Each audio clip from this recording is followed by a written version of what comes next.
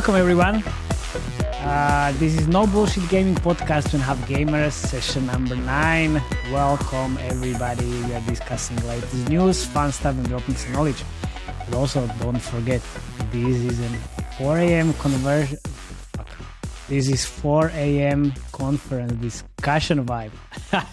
Did you say conversion? I did say conversion. Oh, Have you been working hard this week? Oh yeah, of course. Nevertheless, welcome guys, and also welcome Jakub and Felix. Should we do an intro again, Felix, to make you happy? Of course, anything to make me happy. Okay, let's do that. Let's do quick intros. Felix, please go. I'm Felix. I'm the director of ad monetization at Adnetworks Inc. I focus on ads in the game and making the most possible revenue from advertising in the games. Ooh, you stepped up your game, bro. Good intro. Yeah, I can continue. Named Jakub, in game design and monetization, currently head of monetization at Replight. Been squeezing the game for 6 years now. Squeezing the game off. Okay, I didn't prepare anything like this, but okay, so Matej here. I'm your host as well, as I am running some UA campaigns, working with different gaming companies around the world, spending a huge amount of money, but in a profitable way. Okay, so what are we talking about today? There's some news. We're talking about 2 billion invested into the blockchain. The idle miner tycoon launches on Facebook gaming. Hilarious. Google launches a Google Play partner program for large game developers. We have Wildlife Studios entering blockchain space and Instagram and NFTs news. And then we're going to dive into the ad monetization fundamentals and Q&A session, and also Ask Me Anything segment at the end.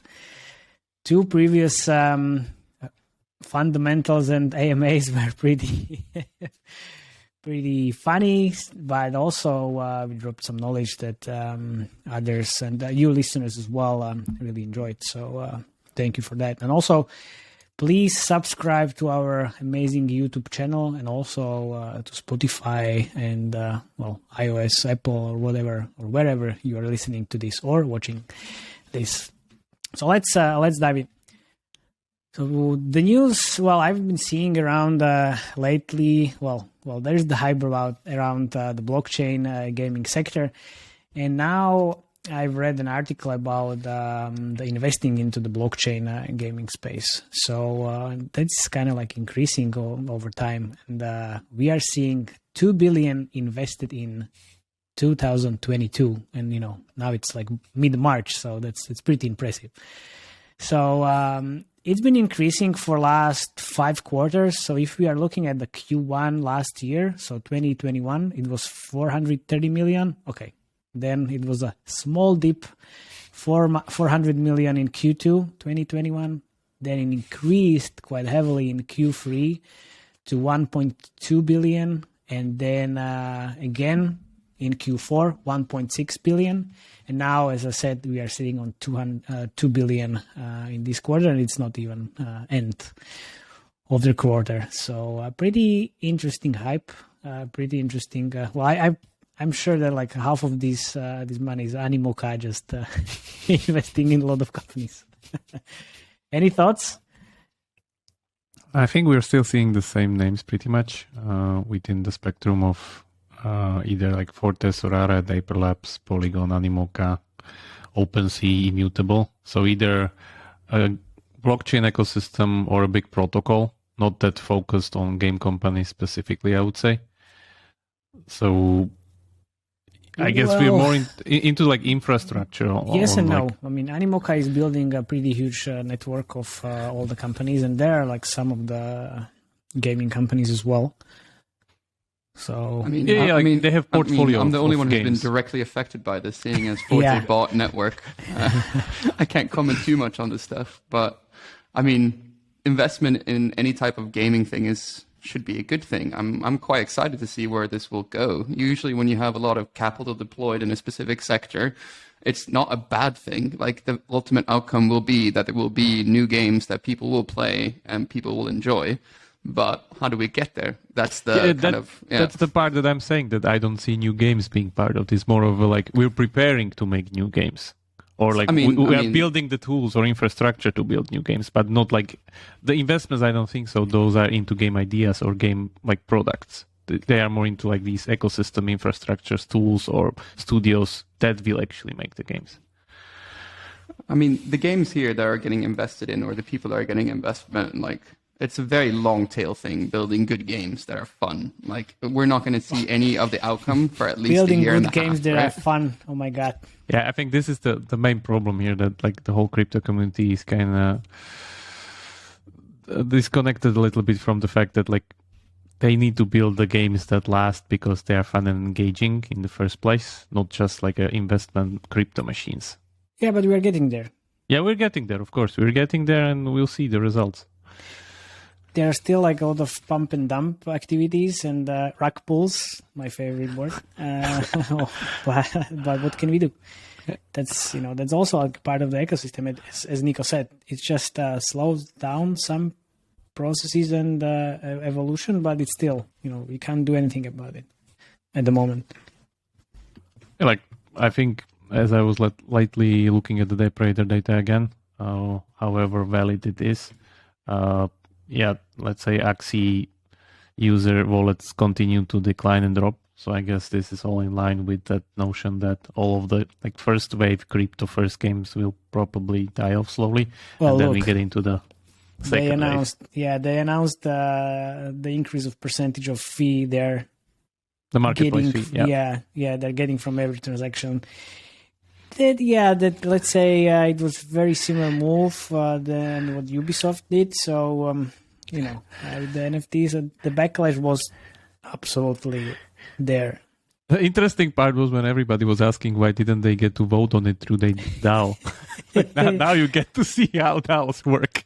Yeah, well, I said they could get the players to vote, but the fun part of the whole of their DAO is that they have the majority of votes anyway. So it would be at least a nice gesture to have a formal vote. to actually be able to vote, even though in advance you cannot overvote them. You will lose.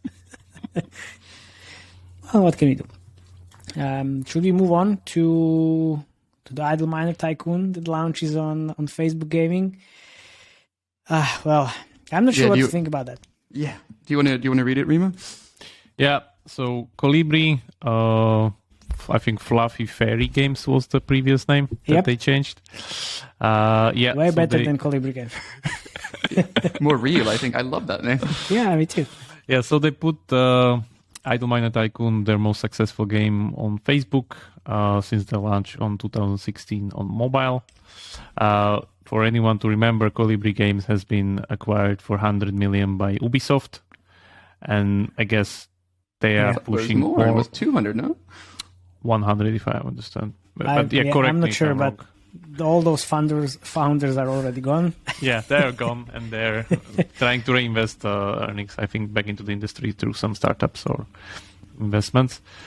But yeah, like this company is pretty curious because I know that the first game was like a major success. First, it was running mostly on ads. Then they were able to switch it also into IP. So I guess they arrived at something like 50-50 split between IP and ads, reaching like a pretty big scale of, I don't think so, like 5 million a month or 6 million.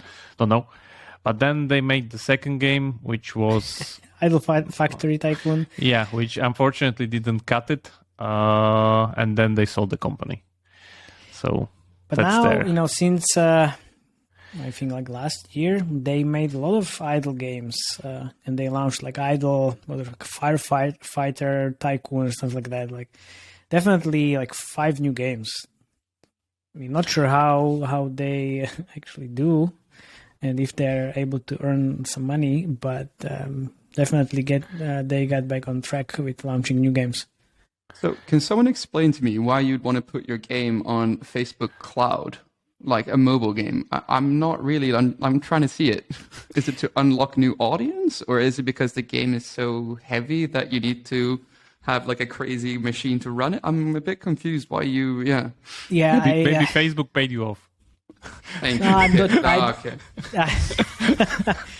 Well, I'm not sure if that's something that happened really, but from the announcement, they said they want to reach new players around the world, and with this like cloud game on Facebook Gaming, I mean, it's just like the HTML5 game.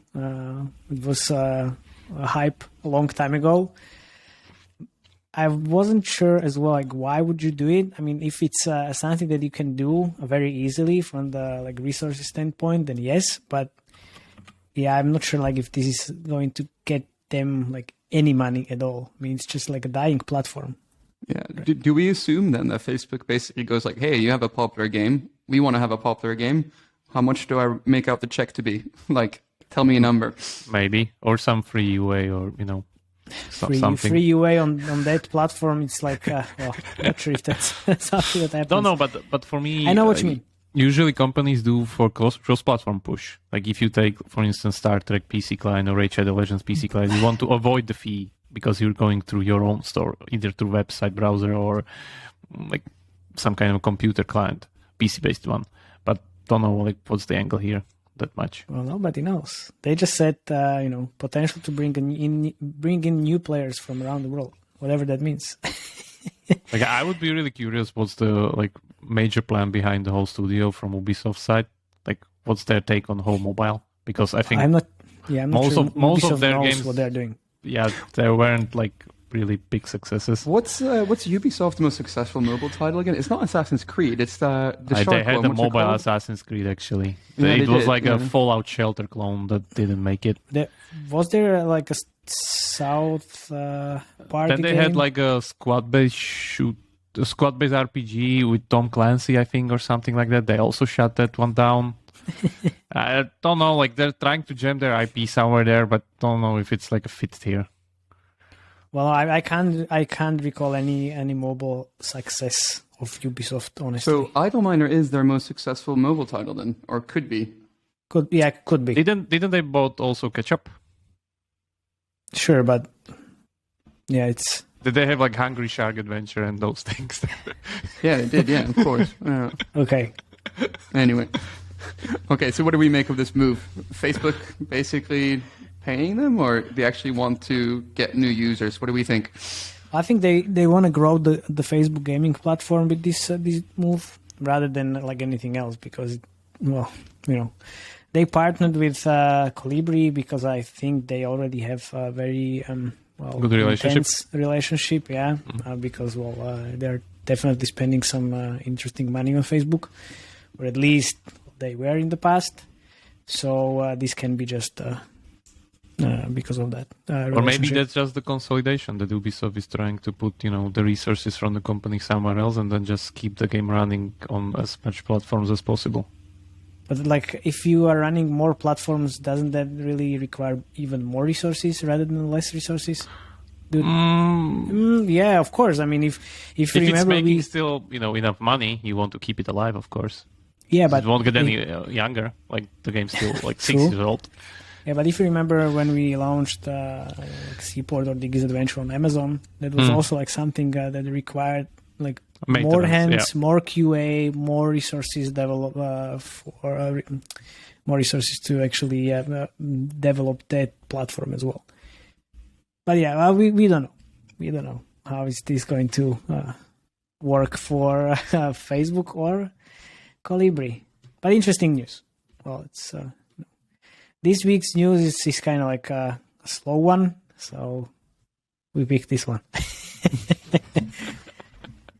No major multi-billion acquisitions this week. Yeah, not this week. It's weird. Like, it kind of says how like overheated the gaming industry is. Like, this is the first time we're doing a news segment on a 9 episode where we don't have a large multi-million-dollar acquisition to announce, which is maybe we've seen the peak, huh? Yeah, well, I'm not going to comment on that because when I did last time, it was just catastrophic. Next week, it was again way bigger M&A. Yeah, let's move on, I guess. Yeah. So I can do this one. It's just Google launches the Google Play Partner Program for large game developers. So they had this Google Summit, and they announced that the Google Play Partner Program is going to be launched, and they will provide the larger developers and studios the resources they need to maintain and scale their games. This is it's amazing, including faster releases, additional tools to help fight scaled abuse, and more. And this is very good timing because in last couple of weeks we are seeing 7 to 10 days approval times on Google Play, which never happened before, which is even worse than iOS ever been until this point. I mean, it was 7 days for iOS. It's like 7 years ago. Now it's like 1 or 2 days, and Google is getting behind on this. So, well, absolutely great. And there's the one comment from their representative. So, quote, the Google Play Partner Program is for large-scale developers, those who have long lead times and are investing a lot of time and money in their games through the whole lifecycle. What this program does is provide additional services and features that are really tailored for them. It focuses on faster releases, pre-launch tools, growth, engagement tools, and whatever else. So this is very nice sales pitch. Isn't this all just about the fact that you can skip those 7 days? 7 days, that's like whole update cycle for some games. Yeah, exactly. Of course. It's just some temporary bullshit they're having at the moment. But I mean, this is... I'm not sure like what are they trying to provide here. I mean, you have the pre-launch tools anyway, all the Google Play experiments, everything. Growth, what do you have there? I mean, what, Google Ads or the pre-launch tools as well? Is this like pre-registration campaigns? Ooh, amazing. What a useless piece of shit for pre-registration campaigns. I mean, that's like waste of money. Does anyone know what Google actually does on their side when you submit a new build for like an update? Like, is it an algorithm or is it people that sit and go through the game? Because like the last year we've had so many issues with updating games like on Android. It's really noticeable in the last 6 months how much like slower it's gotten and how much more picky they are. It's definitely an algo. If you are submitting your build for featuring or game for featuring, they are doing a manual review from their editorial team, but everything else is just an algo. I know I talked to Rudy and he also said like, look, so I don't know how to, make it faster because it's out of my hands, unfortunately. Maybe get more servers with Google Cloud. Oh yeah. Oh, speed it up. Speed it up a little bit. Yeah, so okay, looking forward to this partner program. There was a partner program for small developers. Not sure if that's something that really helped them.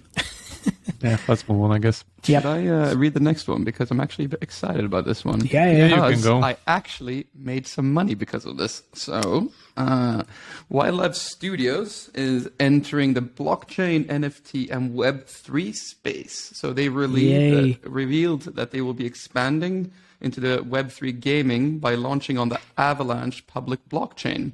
The studio began by bringing its flagship title, Castle Crush, to Avalanche blockchain and will implement new features such as upgrade to the user experience and game functionality.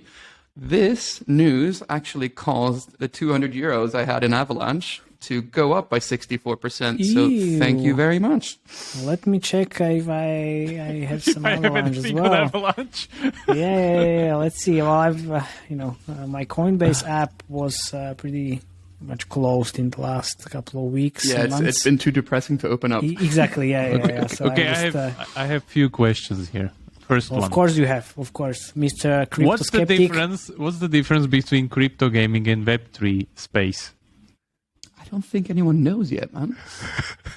Yeah, okay. Well, so if you listen to Crypto Corner and Nico speaking about Web3 versus the blockchain games and crypto gaming, so basically you have the blockchain games and Web3 is the whole ecosystem. So all the platforms and everything. I'm just getting the feel that you can change the word Web3 from future, and that's it. And it matches everything. It matches everything. It is true. But, Next question: Is this okay with the store guidelines then? Oh, we will see. We will see. Because nobody said they will implement the new features in the mobile version of the game.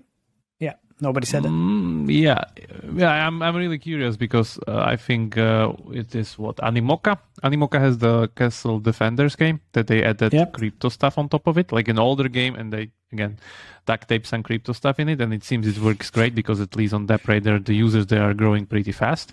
Nice. So I'm guessing they are doing the same approach there, but I still don't know the exact tech details how these are connected to actual crypto wallets. So need to look into it more closely. You know what I found out? One of the guys from Wildlife Studios, he left and joined Google, and when he was leaving, he posted a very nice bye message on LinkedIn, and I found out like Ricardo, who was our main Facebook rep for Pixel Federation, and then boom, he's working at Wildlife Studios. Oh my God, it's like, congrats, man. That's nice. That's pretty good. That's pretty good.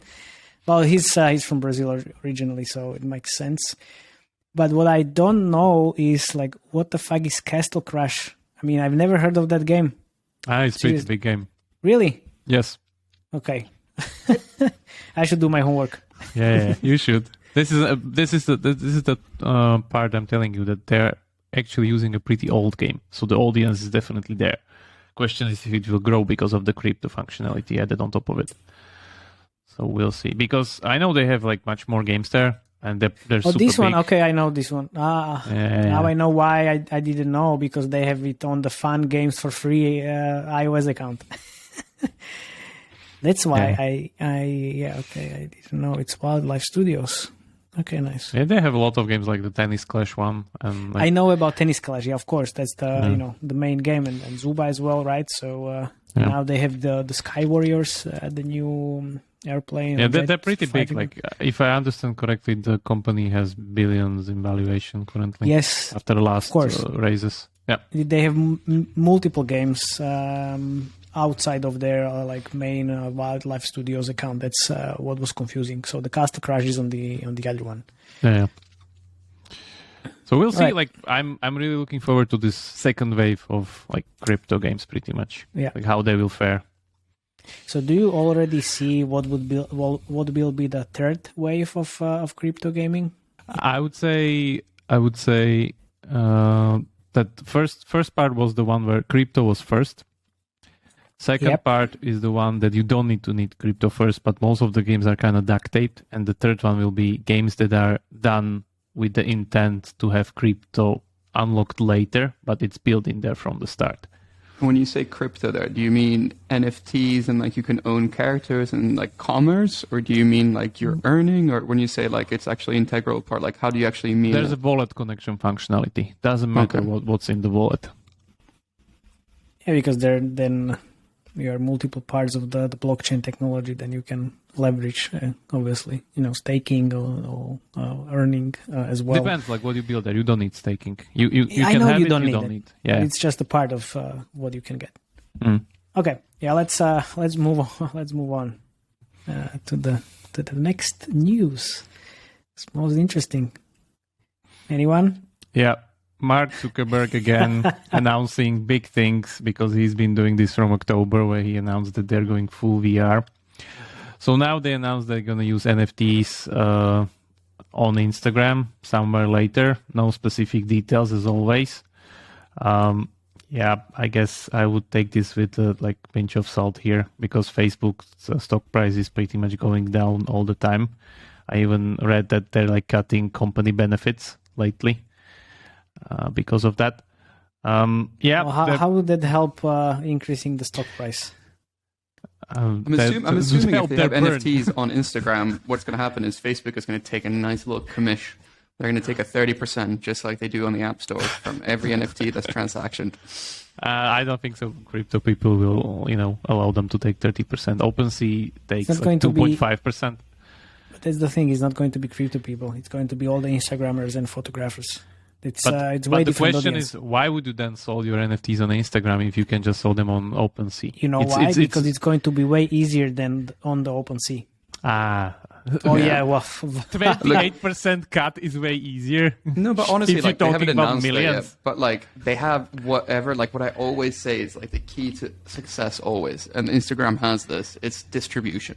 If you have distribution, you always win. Look at the app stores. Look at everything from like the Mexican cartels to IKEA. Like they have distribution. If you have distribution, you control the market and you always win. Like it's actually quite interesting. Like out of all the NFT projects I've heard about, if they actually start launching it and let creators sell the stuff like NFTs and earn money, charge something with that distribution, they have 1.2 billion monthly active or something crazy like that. Like this could be an absolute growth bomb if done correctly. I'm actually quite like bullish on this. So much bullshit, guys. Like, I'm sorry, that's complete bullshit. All right, well, come at me. Come at Really? me with an argument. Why don't you think this is going to be a cool thing? Yeah, I'm actually Because quite the money, optimistic. man, the money will decide what will be done here, and the money means the cut. Why do you think, like, how many Filipino people are playing Axie Infinity and like jumping through all of those hoops in order to get into the game and earn money? Because there's money in it. And if there will be a store which has just lower percentage share or percentage cut, they will go there. Doesn't matter what the functionality is. If you have an OpenSea market and you have all your NFTs there, tens of thousands of NFTs. But that's there, the part about the but NFTs. You don't need to get them anywhere. They are but decentralized. nobody knows about them because nobody cares. But you have all the people on the Instagram. You have, like Felix said, all the distribution there. You have now 80 million less people on the Instagram. That's a rounding error. With their kind of like DAU, that's a rounding error. Yeah, I know, but I'm just saying, like, it won't fly when they say that they want to do 30% cut. I don't think so. They will try. I don't think they will do 30. I just said that. Like, I have no idea. They could do 15%, but like this could be like actually like a genuine way for Facebook to see some growth. I'm with Felix on this one. Okay, sure. We'll see. Yeah, we'll see. We can make a bet. Whatever dinner we can have in the future. So either you pay or we pay. Yeah, best in crypto. Yeah, I can. Yeah, of course. In Avalanche, Felix already made some money. I got a lot that. of them, so yeah. Yeah. I found out I have none, so. All right, Rima, since you're a bit pessimistic, I think you should take us to the last story, and then we'll hop into So the there's Admon part. There's a Forbes article which is kind of non-article. It's just like one of the nice guys, Paul Tassi from Forbes, the one that usually covers gaming and tech stuff, looking at Google Trends and seeing that the NFTs and metaverse keywords are kind of flying the direction towards the ground, let's say.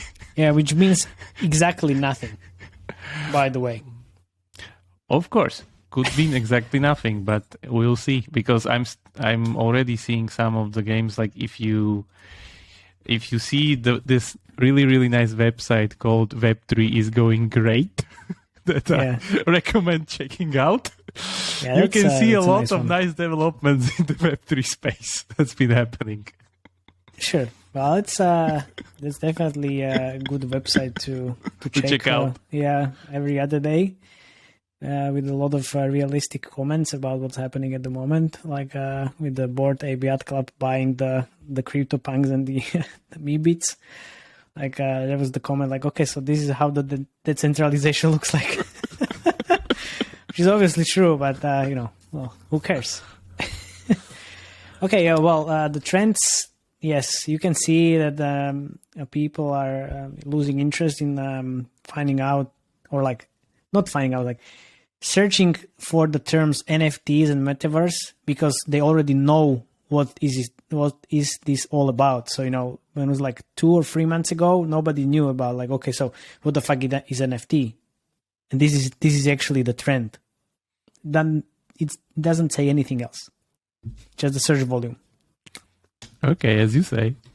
As you say, Mr. Crypto. Oh my God, I'm going to come in there and separate you two. All right, guys, I think it's time to move on to our favorite segments and basically talk about ad monetization fundamentals. So exactly like the last 2 weeks when Remo and Matej have been doing their sections, I'm going to do the same.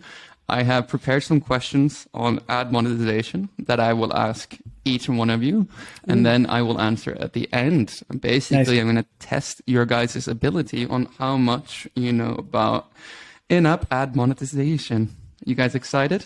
Nervous? Excited. I see you're excited as well. You even change your tone of voice. Amazing. There is nothing more beautiful than in-app ad revenue. Period. Oh, wow. Okay. I think we're going to get more and more mushrooms. Oh, yeah, I hope so. That was an amazing analogy. All right. Let's start with an easy one. What would you guys say is the most important ad revenue metric to look at? Well, money, obviously. So just the revenue? Outstanding move. Outstanding move. I want to earn as much as possible. Nah. But if you're just looking at the money, you don't know how much you should be earning, man. That's the problem that most of the companies struggle with. The money is good, but they don't see how much more money they could get. And how can I see that from the numbers? Because you need to know the metrics, and the metrics then you compare with industry benchmarks, young Padawan. Ooh, okay, amazing. Nemo knocking it out of the park. Yeah. Yeah, exactly what you said. It's like the main issue with looking at money, it's a very satisfying metric, a dollar value, seeing how much money you made yesterday. But the main issue of basically just looking at the revenue, it doesn't give you a clear indication of how good your UA, for example, is. So let's say that you, Matej, you're running UA, and then you see a spike, and then ad revenue went from 50K a day to 70K a day. If you look just at the dollar amounts, you're like, yes, I killed it. My UA is super profitable. I'm going to spend more. But the issue with that is you don't know essentially per user basis if you're actually earning more per user, which is actually the true metric that you should be looking at. So actually the healthiest metric that you should look at if it comes to ads is AdARPDAU. So ad revenue per daily active user, because that gives you kind of a clear-cut metric that cuts out all the UA fluctuations and organic fluctuations. So basically by looking at the AdARPDAU, then you know that if you are doing a good job on the UA or not and getting good users start watching a lot of ads. Okay, and then is that ARPDAU, is that money? It is money. So it go is fuck money, yourself, but it's not the both of revenue. you. It's not the revenue. I didn't say revenue. I said money. Okay. I said money. Oh, man. Yeah, he greased himself up and weaseled your way out of that. Well done, Matej. Seriously. You should consider politics after this. Yeah, or I should become a salesperson. Well, no, not really. Okay, but it's very interesting. So then what can I do to increase the ARPDAU if I'm trying to maximize the ad revenue for my UA activities? Yeah, the money. Yeah, so that's a very good question. So the way you can actually increase AdARPDAU, the main things is quite simple if you break it down. You could either make users watch more ads, so impressions per DAU. You can basically change placements to make that basically go up. You could have a larger pool of your users watch ads. So usually like a good opt-in rate of people that watch ads is somewhere around like 55% with rewarded ads and above. So if you can put on better ads, better rewards, you can increase the AdARPDAU. And then of course, there's also increasing the eCPM, which you can do through either, the best way of doing that is just having a solid like mediation setup. And that will increase your eCPM the most. So that's the holy trinity of how you improve AdARPDAU. Okay. Yeah, let me just say that I usually look at it through like this kind of dual perspective, like either internal or external. Internal means you're touching the game and tinkering with the metrics through like the ad placement, design, whatever you can come up with. Game design. Yeah, pretty much product and game design. And then external, which is the waterfall mediation and talking to those mushrooms on the Adnetworks. Okay, but then you can also increase the AdARPDAU by running like more efficient UA in terms of the ad optimization. So not running like the basic mobile app install campaigns, but actually optimize for either ad revenue value, so ROAS, ad ROAS, or just some events, so placement events. You have one daily reward, and that's the placement for your rewarded video. So you can optimize for players that are actually more likely to watch this placement. So would that help with the ARPDAU eventually? Absolutely, yeah. Usually, like, you see that as a like viable solution more in games that see impressions per DAU above like 5 unrewarded, and that tends to be like the idle type of genre games where you actually have that like large reliance on ads. So usually, if you have above 5 impressions per DAU with rewarded, you tend to make at least 40% of your revenue from ads. And that's when you can really scale those type of campaigns successfully. Depends a lot also on the game genre. Of course, yeah, that's a big caveat. Like, of course, everything depends on game genre. Everything depends. Yeah, one thing maybe to note is that you are trying to make as big of a portion of people to watch ads rather than make one person watch as many ads as possible. That's important distinction there. Yeah. Okay, and then there's the always the question about if one person watches 10 ads, where is that point that you are not making that amount, like that big amount of money out of like all these the eCPM degradation line? Yeah, it's okay. Called, 100% true. All eCPM ad networks. degradation. All ad networks work on a bidding model that's called the recency model, which basically assume that first view is worth more than like the 8th view, because you assume that people will have better attention span on the first view. And the cutoff point, at least most like networks tend to have a big fall off after the 5th impression. So you really need to make people like after the 5th impression, like the value of getting someone to watch the 6th impression is not going to be nowhere near as much as it would be like from 3 to 4. Okay, so, but then how people become like the ad whales? Because that's like the term that's flying around. Like, okay, so this is the ad whale, which is like what? Someone who watches like 50 ads. What does it like? How players became one? Yeah, I mean, there's this sheer amount of like frequency as well. Like when the sheer amount of number is super high, of course you're going to earn more money. It's just like the per view is going to be less. Okay. So yeah. Okay. So but usually you see it like. Are we talking about some meaningful amount of money? Like, how much percentage of like an ad whale you would get from those first 5 and then the rest? Like, isn't it like 70-30 or something like that? You mean the portion of their LTV? Yeah. That like from the ads. Like, I mean, aren't those first 5 ads basically 70% of their whole ad revenue anyway? And then just like all the additional ads are within that 30%. Okay, but if you're talking about 30%, it's still like meaningful money. Yeah, it is, but yeah, just kind of. So let's say we have an ad whale which makes you $100. So yeah, you're saying like the $70 is made in the first 5 views, and then the $30 is made in like 20 afterwards. Yeah, I know, but yeah, also keep in mind that people are getting something for the ads. That usually you are discounting your economy on those ads. Sure.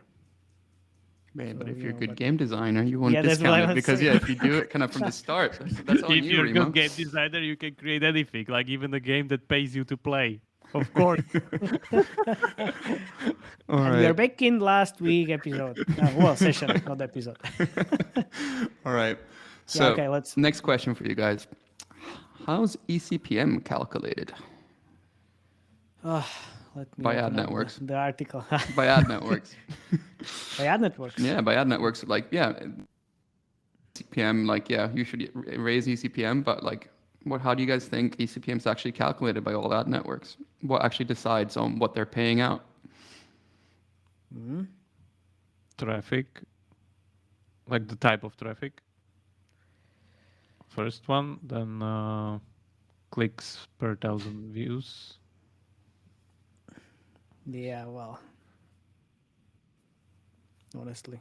Well, it's true that if we are buying a different type of users into the game, the eCPM is higher, obviously, which was always translated in like value optimized campaigns from Facebook and the purchase optimized campaigns from Facebook as well, and the same thing for the other networks.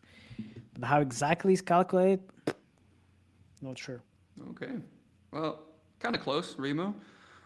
So essentially, like Adnetworks is like they all keep kind of secret exactly how they do it, but it's kind of generally known how generally you would calculate this. And what you do is you take the last 7 days data, and then you take the install rate, the CPI, click-through rate, and usually something like amount of unique users that you're actually seeing, and basically those factors, and then basically you do an average over 1,000, and that's how you get the eCPM decided. So it's done on a rolling basis every 7 days, like taking the last 7 days data. If there hasn't been like a last 7 day data, they can do a guesstimate. And that's why when you first launch a new ad network, it tends to go up like crazy. And that means that pretty much the ad networks are testing out your users to see actually how valuable they are. And then it kind of goes down after that. Okay. So they pretty much threw all those KPIs into a black box and come up with a number after 7 days. Yeah, exactly. So eCPM is pretty much calculated, like no one knows exactly how it is, but it's pretty fairly understood that all ad networks use like the last 7 days of data, and they take the CPI, install rate, and click-through rates, and amount of unique users pretty much over the last 7 days. And they take all that data and then pretty much divide it by 1,000, and that's how you get your eCPM. And the question then is, like, when you first start a game, when you never use a network on that game, that's why you always see like really good results with an ad network for the first 2-3 days, because what they do is like they pump the numbers to get as much data as possible, as quickly as possible, to basically work out how good your actual audience is and how much they actually convert on the ads that they show. Yep. Yeah. And that's how it works. Trying to understand what's happening on the. So is it backend. prone to change then if you are, let's say, going through different UI phases that you're either scaling up, scaling down, or having a featuring or something like that? Yeah, 100%. So featuring tends to bring down your eCPM quite a lot, because basically they're not really known when you get featuring. They're not known as like the most valuable users, because these users tend not to be very valuable. Yeah. And also, like, yeah, if you're getting a lot of high valuable users, like through quality UA, your AdARPDAU and eCPM will rise. And basically you'll start seeing that roughly like a couple of days after, when you start getting them in. Okay. Is there anything you can do to like willfully make it better from your side? What do you mean, like eCPM or? Yeah, like your eCPM, other than mediation. No, and like outside of mediation, like there's not that much you can do. I mean, like in the odd, sometimes like you can demand fill, like from some networks. If you're like in some kind of fight and you've been slighted, you can also always demand like a force fill for a couple of days, and that increases eCPM. But it's like quite rare you're in a position where you're able to strong arm an ad network enough to kind of do that. Okay. Yeah. All right. Any other questions? No, the next one is pretty good already. So, which ad networks are the most trustworthy? Oof. Are we talking about AppLovin? Why everybody has a problem with AppLovin? Because they make games. Oh wow. Okay, and Ironsource, yeah, they don't make games. They make also games now. Yeah, okay. Unity has this like growth program for games as well, so like nobody cares anymore. AppLovin now has also like MMP. But I heard that multiple times that don't soft launch your games on these networks because they'll see your numbers immediately. Well, all these like rumors, come on. It's just everyone these days can get numbers, or like also if you launch a game, every and each of your competitor immediately knows that you launched the game. Because of the bots, they are scraping the app stores. No, like that's okay because they're scraping the surface level data, yeah. But these guys don't get surface level data. They get the inside of the games. But what exactly? Which exactly insights? Like what do you think they see? Retention, for instance. And what? Okay. Because they have their SDK in the game. I mean, like if you have a successful games, you're going to get clones no matter what. It's just it's just a bit like a couple of weeks down the line. Like that's how our industry works. This is all like Illuminati comments, I know, right? Mr. JR. Seriously. No, explain. I'm really curious. Like, like if you have a hit game, you're going to get a lot of clones anyway. Like, what's the big deal? But AppLovin will, check your data through their SDK and they're making their games. Let me explain. It depends again heavily on what's the complexity of the game and how much time it will take to actually clone it. Means hypercasual is the first in line. That's of course. And then, people just, why, for instance, Supercell soft launches their games under a different company, for instance, the last one. Why because do they they're do that? Supercell, and it's, if you launch a game under Supercell, it's going to spoil your numbers, always. That's always what happens. And don't tell me it's not the truth, because, every time you launch, Supercell launches a game, everybody plays it, everybody, immediately. How is that like statistically significant data for anything you have?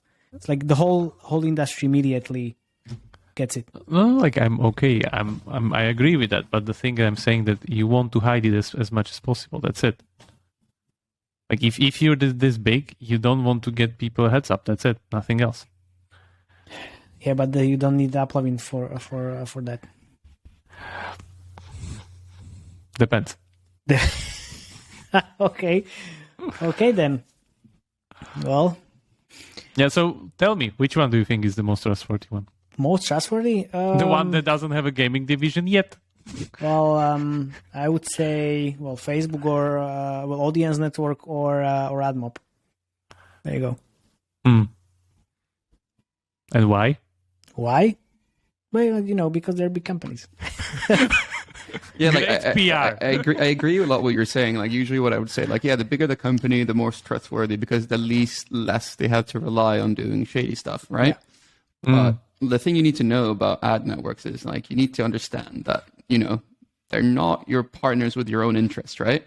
Like they earn money when they get people to leave your game and download and play another game, right? Yeah. So they're you shouldn't always fully trust an ad network. That's the thing. Like, there's no such thing, I think, as a fully honest ad network. There's better ad networks than other ones, but it's something that you always need to remind yourself that beneath the veneer of all these nice dinners and gifts and niceties, the business model still rolls around when people leave your game, and that's how you get paid, right? Yeah. So you just need to keep that in mind, that pretty much even if it's Admon or whatever, you always need to have your guard up.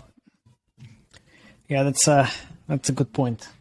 That's a good point. They may make money when players leave your game and download the other game. Then they actually saw in the ad in your game. Okay. Yeah. Should we move on to the AMA? I don't know how much time we've got left. I think 10 minutes. Yeah, exactly. Around that. Exactly. So I have a couple of questions as well. This is an interesting one. When do you actually hire an internal ad monetization person? What is the KPI we are looking for? Is it a scale, like a daily revenue, or number of impressions, or number of Adnetworks in the waterfall, or how does that look like? So basically, how an ad monetization can make a company more money. It's a direct function, and the only real levers that you can pull on is threefold. So you can do in terms of the most effective, the least one is mediation tinkering, placement tinkering. Mm-hmm. The next one above that, in the order of magnitude, how you can earn money, is striking deals with the ad networks. So basically doing growth deals where basically if you make more money on the supply side, you get UA credits or sometimes even cash bonuses. The next one after that is pretty much working with game designers on optimizing placements, getting people to increase retention by putting in interstitials and things like that. So those are the three things that an ad monetization manager can do, right? But really to unlock, to be able to do all this, you need to have usually, I'd say 30 to 40K a month, a day in ad revenue, because basically below that, it's not worth it, because maybe a good ad monetization manager can improve ad revenues by about 20%, over about a couple of months. And basically you only have the ability to do that if you already have the scale. So if you can improve by 20%, then you can kind of work out how much money you can spend on an Admon person. And it only starts getting a 5x to a 10x return on the salary if you're earning around 20 to 30K. So if you're not hitting those levels yet, there's no point of hiring an Admon person. 20K Admon a day is pretty big scale. Yeah. Okay. Okay, so until you get 20K a day from ads, there's no point of hiring. So a lot of companies are earning that much money. Like, yeah. Really? Yeah. Okay. More than you think. I mean, yeah. Okay, interesting. There's also a question about there was a trend with hypercasual games. There was the UA and ad monetization really connected, and usually that was like one person. So Remo decided to leave. He rage quit. Yeah, rage quit. I'm here still. Okay, fine. Well, we saw you leaving, and I'm jumping. You wanted to saw me leave. Yeah. Okay. So why do you think that was like a one person? Like, is it just based on what you just said? I mean, it's a plenty of work when you have 20K a day revenue, and I have no idea how that person could actually now manage even like a multi. Well, not million, but multi-thousand daily budget as well.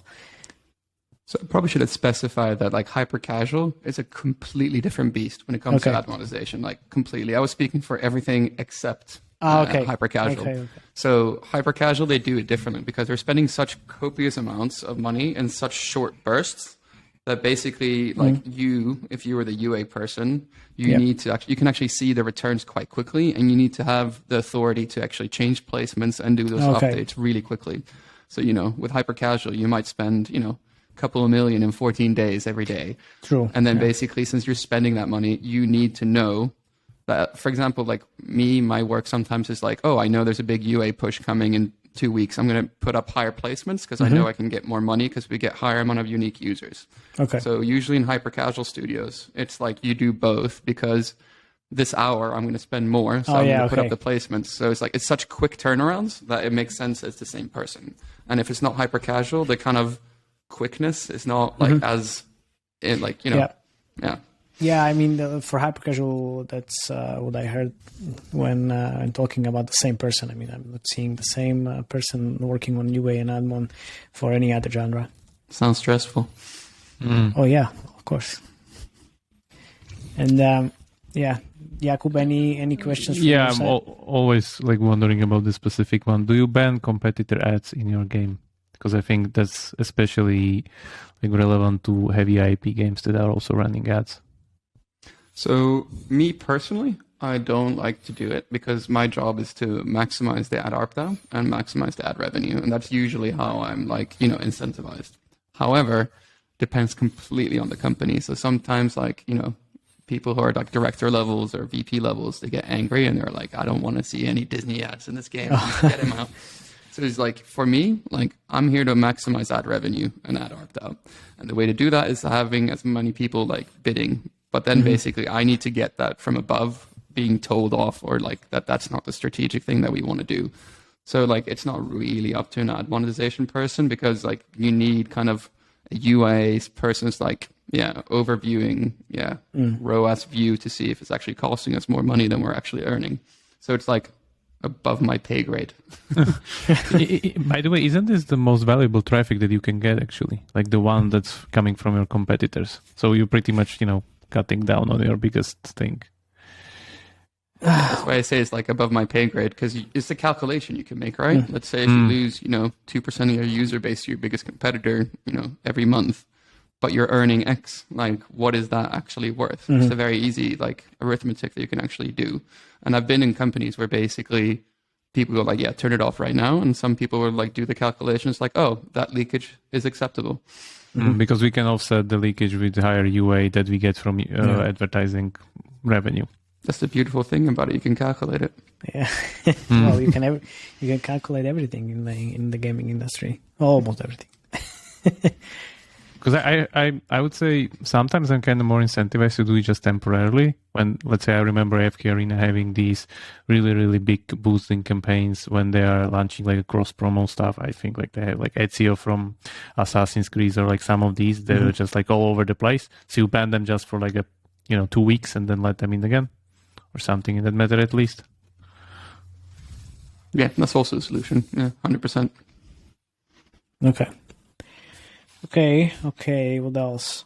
Now, this is also like something I'm hearing quite a lot. So some companies say, so I have a very good deal with Unity, so I make a lot of money. Exclusive deal, yeah? Exclusive deal with Unity, yeah. So I'm using only Unity, for example, Unity, AppLovin, whatever else Adnetwork you have. So is there a way how can I earn more money if I put, I don't know, like mediation in, or like the exclusive deal is so lucrative that I don't need to care about anything else? Whenever you hear exclusive deal in advertising, just replace it with being shafted. Because basically, like, there is no way you're getting such a good exclusive deal that you won't get better when you put it on the open market with competition. Yeah. So if someone says, yeah, we're going to give you 94% like of rev share and set you up with a nice exclusive, you'd still earn way more money if you put it on mediation and like the open market. So yeah, you're getting shafted. Yeah, maybe another one of these like peculiar questions. Is it worth to build your own mediation? It's so hard to do, and you can get such good solutions. I mean, like, sure, you open yourself up to a bit of risk that we talked about before, but like I've heard stories with really big companies that have deep pockets, like building their own mediation, and they benchmark it against like ironSource or AppLovin, and they're like 35% lower, and they've put in so much money. So the thing is, like, you need to actually have a discussion, like, can you actually build a mediation and put enough like time and resources into it that you actually can make it better than ironSource and AppLovin? Or do you suck it up that sometimes you're going to get the shorter end of the stick and just, go along with that? So like, a company like Zynga, maybe they could put in the revenue, the resources to actually like build something that's better. But like a company that's market cap of like $500 million, like I don't think it would actually be worth it. Their solutions are already so good that I don't see why you'd actually would build your own unless you're a Zynga. Yeah, why not? Why invent the wheel all over again when there's a lot of wheels out there? Yeah. All right. Well, I think that's it, guys, for this week. It's quite valuable, actually. I learned way more this week than I learned last week, because this is, we make money, Jakub. Well, you just talk about how to make them and always trying to cry. How life is hard. I want to make fun. Yeah, I know. There's also that part that we want to sell in the first place. I know. Yeah. Okay. Thank you very much, our listeners. Please share feedback as you are frequently doing every week, which is amazing. Thank you very much for doing that. Please keep doing that. Subscribe to YouTube, Spotify, Apple, and wherever else. Until next time. Thank you, guys. See ya. Yep.